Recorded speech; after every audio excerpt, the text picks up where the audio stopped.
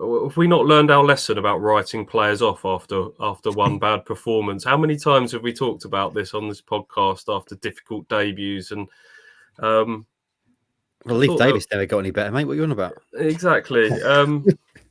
Yeah, he had a difficult day. It was difficult moments. Some of the criticism has been way overboard.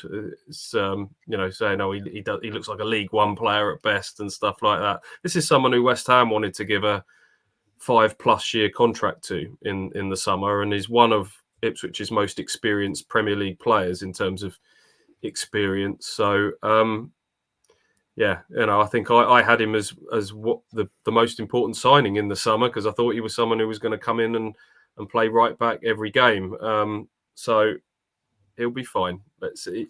This is the sort of time when the players, after a difficult day, need a bit of love and support, I think, rather than a kick while they're down. Can I lead on with another little bit of a negative that did frustrate me? And that was some of the reaction to these things. And again, hard doing this when I have to be reactionary and look at players and judge them. And I think it is fair to look at players and say they've had a bad game, they performed badly, they've not done well in this match. I've been a little bit disappointed with some of the bits, especially on social media, in terms of the abuse that some of these players have had. This is such a hard step up for everyone, and that's not just the guys who come up from League One into the Championship, into the Premier League.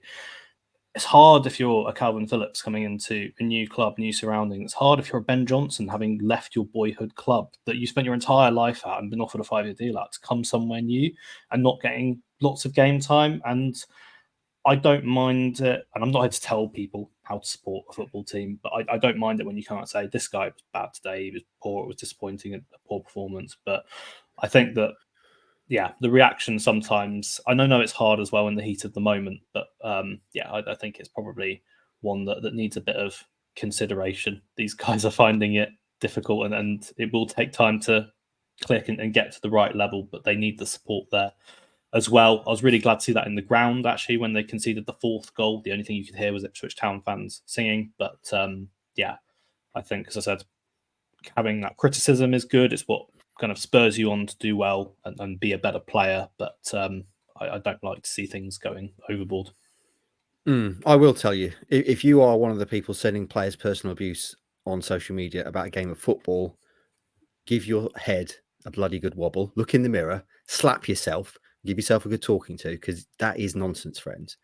Anyway, that's not as Alex just said. It's not to say that these very well paid players are not above sort of an objective. They didn't have a very good game, and when we're doing it week in, week out, so we have to acknowledge that. But it's the manner in which that message comes across. And sometimes it goes, this player should never play for us again, or that sort of stuff. It just dials it up one or two notches too far for me.